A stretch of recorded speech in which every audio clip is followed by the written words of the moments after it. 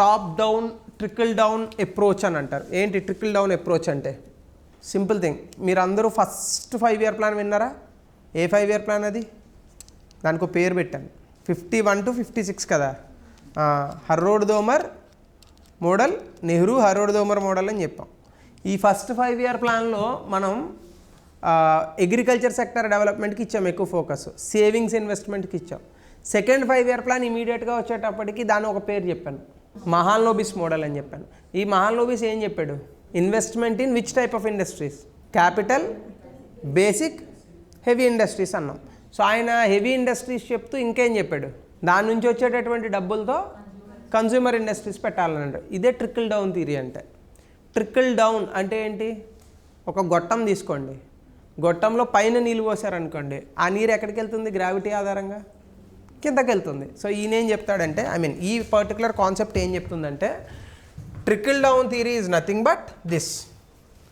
ఇండియాలో first India develop అవ్వాలంటే high class individuals అంటే బిజినెస్ మెన్ అని, అలాగే బిగ్ కంపెనీస్, ఈ రెండు డెవలప్ అయ్యే విధంగా మనం పాలసీస్ని క్రియేట్ చేయాలి. అప్పుడు ఆటోమేటిక్గా ఏమవుతుంది? ఈ బిగ్ కంపెనీస్ ద్వారా చాలామందికి ఉద్యోగాలు వస్తాయి. ఈ హై క్లాస్ ఇండివిజువల్స్ ద్వారా మనకి ఇన్వెస్ట్మెంట్స్ అనేది పెరుగుతుంది.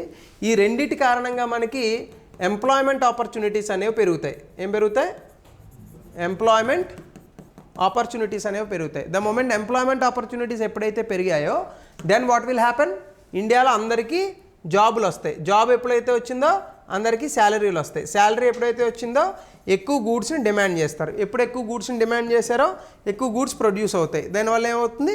జీడిపి పెరుగుతుంది. సో అంటే చూడండి, పైన ఇలాంటి ఒకటి క్రియేట్ చేస్తే ఇది ట్రికిల్ డౌన్ అయ్యి జీడిపి పెరిగిందా లేదా?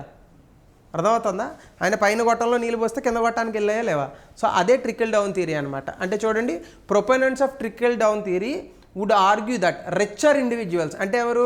ముఖేష్ అంబానీ, అదానీ ఇలాంటి వాళ్ళని క్రియేట్ చేయాలి. ఇప్పుడు ఫాలో అవుతున్నటువంటి పాలసీ కూడా ఇదే దాదాపుగా. ట్రికిల్ డౌన్ థియరీ అనేది వాళ్ళు గట్టిగానే ఫాలో అవుతున్నారు. So trickle down approach would argue that richer individuals and larger companies. చూడండి, రిచర్ ఇండివిజువల్స్ అంటే ఎవరు?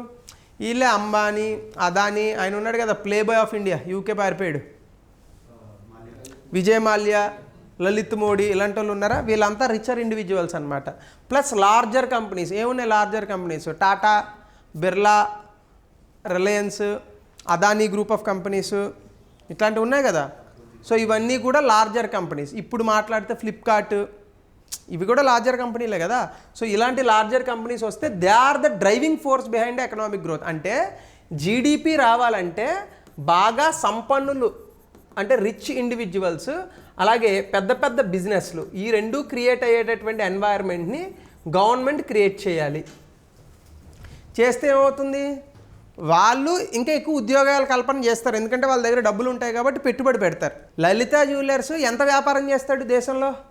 కొన్ని కోటాను కోట్ల వ్యాపారం చేస్తాడు. కానీ ఈ కోటాను కోట్ల వ్యాపారం చేసినందుకు లలిత జ్యువెలర్స్ అనేటటువంటి ఒక మాల్ లేదా ఆ పర్టికులర్ షాప్లో ఎక్కువ శాతం మంది హౌస్ హోల్డ్ వైఫ్స్ ఉంటారు. మీరు ఎప్పుడన్నా చూడండి. మరి వీళ్ళందరికీ ఎంప్లాయ్మెంట్ దొరికిందా దొరకలేదా? సో ఇలాంటి వాటిని క్రియేట్ చేసేటటువంటి ఎకో సిస్టమ్ని గవర్నమెంట్ క్రియేట్ చేయాలి. సో దీన్ని మనం ఏమంటాము? ట్రికిల్ డౌన్ థియరీ అంటాం. So this is the driving force behind the economic growth. So the wealth created by the more successful parts of the economy and more successful people will naturally trickle down and benefit everyone. So ఇప్పుడు ఏం చెప్తుందంటే ఈ theory, ఈ rich individual సంపన్నులు బాగా పెద్ద పెద్ద బిజినెస్ని కనుక మనం దేశంలో అభివృద్ధి చేయగలిగితే వీళ్ళు సహజంగానే వేరే వాళ్ళకి ఉద్యోగాలను ఇస్తూ ఇంకా పెద్ద పెద్ద కంపెనీలను తీసుకొస్తారు. దానివల్ల ఏమవుతుంది? వీళ్ళు పెద్దవాళ్ళు అయితే ఖచ్చితంగా జీడిపి అనేటటువంటిది వస్తుంది, దాని ద్వారా ఉద్యోగాలు కూడా వస్తాయి. అయితే ఇక్కడ క్వశ్చన్ ఏంటంటే, ఈ రిచ్ ఇండివిజువల్స్ అంటే ఎవరు? మీరు నేను కూడా అవ్వచ్చా? ఓన్లీ అంబానీకే అదానీకే అనేది ప్రశ్న. సో గవర్నమెంట్ మీరు నేను అంబానీ అదానీ అందరూ రిచ్ ఇండివిజువల్స్ అయ్యేటట్టుగా కనుక పాలసీస్ని క్రియేట్ చేయగలిగితే అప్పుడు ఈ ట్రికిల్ డౌన్ థియరీ అనేటటువంటిది ఎత్తికలుగా పనిచేసినట్టు. అంతేగాని రిచ్ ఇండివిజువల్స్ని క్రియేట్ చేయమన్నామని అన్నీ అదానికి అంబానీకి అమ్మేసి మిగిలిన వాళ్ళందరినీ అడుక్కు తినమని చెప్పి అప్పుడు ట్రికిల్ డౌన్ థియరీ అంటే అది ఒప్పుకోకూడదు. So trickle down theory means equal opportunity for every one so that they will become an entrepreneur in the country. So ఇది సాధారణంగా అడుగుతాడండి, జనరల్ క్వశ్చన్ అడుగుతాడు, which of the following is true regarding of the trickle down theory అని అడుగుతాడు. Trickle down థియరీని కూడా trickle down సిద్ధాంతం అనే అంటాను నేను, మరి నాకు తెలుగులో ఏమంటారో తెలీదు. ఇట్లాంటి వాటిని కొంచెం పట్టుకోవడం కష్టం.